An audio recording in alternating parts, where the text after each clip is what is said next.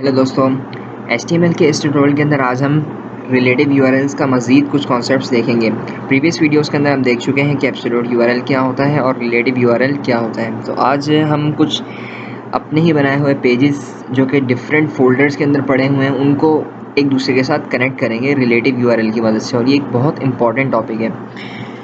तो आइए देखते हैं सबसे पहले हम करने क्या जा रहे हैं आज। देखिए, मेरे पास इस वक्त 3 फोल्डर्स हैं। मैं आपको यहाँ पर दिखा देता हूँ। एक फ़ोल्डर है मेरे पास रिलेटिव यूआरएल, इसके अंदर मैंने मज़ीद 3 फ़ोल्डर्स बनाए। अब ठीक है, 3 फ़ोल्डर्स बनाने के बाद हर फ़ोल्डर के अंदर मैंने एक वेब पेज बनाया हुआ है। हर फ़ोल्डर के अंदर मैंने एक वेब पेज बनाया हुआ है। तो अब मैं क्या करता हूँ, मुझे कनेक्टिंग करनी है पेज 1 पेज 2 पेज 3 की। पेज 1 के अंदर पेज 2 पेज 3 का लिंक मुझे चाहिए। सही, मैं पेज 1 में आता हूँ। सबसे पहले बेसिक स्ट्रक्चर बना लेते हैं हम अपना पेज 1 के अंदर आकर, और यहाँ पर हम लिख देते हैं कि H1 हेडिंग डाल देते हैं। मेन पेज हमारा ये है। सही, अब इसके अंदर मुझे पेज 2 और पेज 3 का URL पास करना है। आपके जहन में क्या आ रहा होगा, वीडियो पॉज करके आप सोच सकते हैं किस तरीके से हम URL पास करेंगे। ओके, तो हम यहाँ पर सबसे पहले एंकर का टैग लगाएंगे। बिल्कुल सही सोचा होगा आपने। सही, इसके अंदर हम अपना href का एट्रीब्यूट देंगे। अब क्या करना है, अब आई मेन चीज़ कि हमने एड्रेस देना है। बेसिकली अगर मैं यहाँ पर page2.html लिख दूँ तो ये काम नहीं करेगा। भले आप चेक कर लेते हैं आकर फोल्डर 1 में, पेज 1 में आए हम लोग, यहाँ पर कुछ लिख देते हैं ABC। तो यहाँ पर एक छोटा सा लिंक बन रहा है, मगर जैसे इस पर क्लिक करूँगा फाइल वॉज नॉट फाउंड का एरर आता है। तो ये क्यों काम नहीं कर रहा, हमने यहाँ पर इसका पूरा पाथ डिफाइन नहीं किया। हमने पूरी तरीके से href के एट्रीब्यूट और एंकर के टैग को नहीं बताया कि ये पेज 2 कहाँ पड़ा हुआ है, कहाँ मौजूद है इस वक्त। तो हमें ये पहले इसको ये पूरा पाथ बताना होगा कि आप सबसे पहले फोल्डर 2 में एंटर हों, फोल्डर 1 से बाहर आएँ, फोल्डर 2 में एंटर हों, और फोल्डर 2 के अंदर आपको page2.html की एक फ़ाइल मिलेगी, उसे आपने एक्सेस करना है। तो हम ये किस तरीके से बताएंगे, आइए ज़रा रिलेटिव यूआरएल को लिखने का तरीका समझते हैं। इसे गौर से देखिएगा, बहुत इंपॉर्टेंट कॉन्सेप्ट है। इंटरव्यूज़ वगैरह के अंदर काफ़ी सारी जगहों पर ये कॉन्सेप्ट और ये सवाल पूछा जाता है। मैं इस वक्त खड़ा हूँ फोल्डर 1 में, मैं यहाँ लगाता हूँ $. ये नोटेशन शो करती है आप जिस डायरेक्टरी में आप इस वक्त मौजूद हैं। मैं इस वक्त हूँ फोल्डर के अंदर, फोल्डर 1 में। सही, मुझे सबसे पहले इस फोल्डर से बाहर निकलना होगा, तो मैं $. ये लिखूँगा।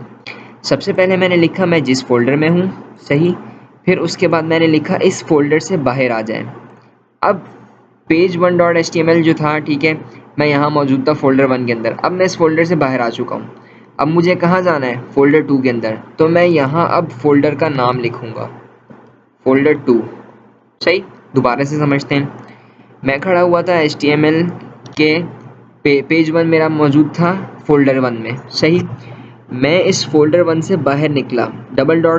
मीन्स एक डायरेक्टरी बाहर आया। अगर मैं यहाँ पर 2 बार करूँ तो मीन्स 2 डायरेक्टरीज बाहर आया। आप यहाँ पर मुझे सिंगल बाहर आना है, तो फिर सिंपली मैंने $. लगाया कि मैं फोल्डर 1 से बाहर आ चुका हूँ।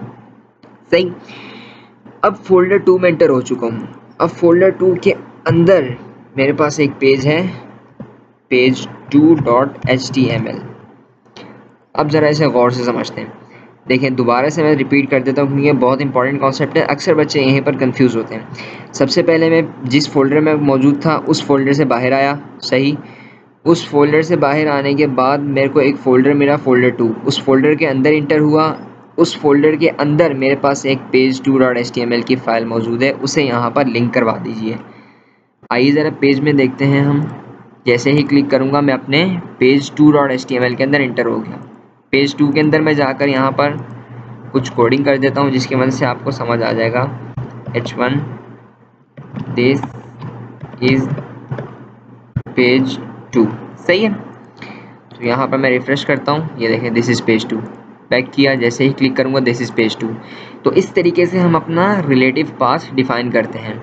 इसी ज़रा डायरेक्टरी में भी समझते हैं। देखिए, मैंने पता है क्या कहा, मैंने कहा मैं इस वक्त हूँ फोल्डर 1 में। सही, पेज 1 फोल्डर 1 में था। जैसे ही मैंने $. लगाया ये बाहर आ गया इस जगह पर रिलेटिव यूआरएल के फोल्डर के अंदर। फिर मैंने कहा कि आप जाएं फोल्डर 2 के अंदर, ये एंटर हुआ फोल्डर 2 के अंदर। फिर मैंने कहा कि आपके पास एक फ़ाइल होगी page2.html की, उसे लिंक करवा दें। तो इसने यहाँ चेक किया page2.html है और इस पेज को वहाँ पर लिंक करवा दिया। तो इस तरीके से सेम इसी तरीके से हम चाहें तो पेज 3 का भी हम यहाँ पर एड्रेस दे सकते हैं। जैसे मिसाल के तौर पर डबल स्लैश लगाया मैंने, सही है। अब डबल डॉट स्लैश बाहर आ गया, फोल्डर 3 में एंटर हो गया, इसके अंदर मेरे पास पेज 3.html मौजूद है, सही।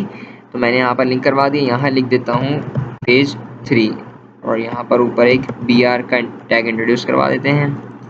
तो ये देखें पेज 3 आया, जैसे ही क्लिक करूँगा मैं पेज 3 पर एंटर हो गया। अब मैं जो चाहूँ पेज 3 के अंदर यहाँ पर कोडिंग कर सकता हूँ। तो यहाँ पर मैं सिंपली आपको समझाने के लिए एक और हेडिंग डाल देता हूँ, पेज 3। ये देखें इस तरीके से हमने पेज 2 पे भी कनेक्टिविटी हो गई, पेज 3 पे भी कनेक्टिविटी हो गई।